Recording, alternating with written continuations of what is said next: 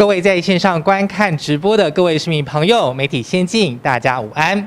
前台南市政府副发言人易俊宏主持台南市政府防疫记者会，在去年6月时阵，予前台南市议员谢良介爆料，向一位未成年校员伸出伫高手，时间长达7天。逐天拢伫你的身躯边主持记者会，你互伊即个信用度当也悬啊！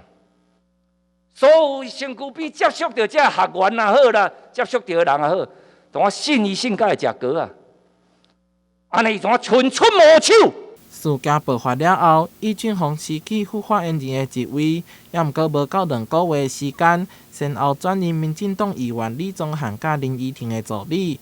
事发经过1天，今仔日时代力量立委陈椒华透过线顶召开记者会，对这件代志提出批评。李宗翰、林依婷在性骚案后极短时间内来接连聘用易俊宏。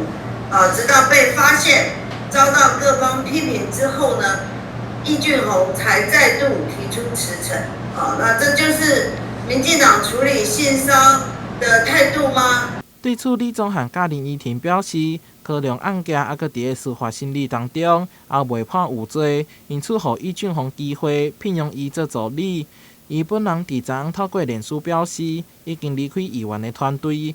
等待司法部门调查甲审判。咱并无因为讲伊伫对服务还是讲伊是啥物款的身份，或者讲伊已经离职了，咱的调查就来放松。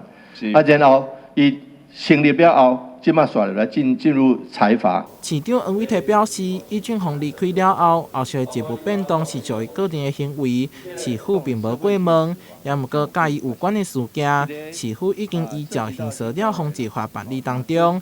立委陈椒华呼吁市府要提出诚意，面对刑事了的问题，予受害者一个正式的交代。台南新闻杨顺怀采访报道。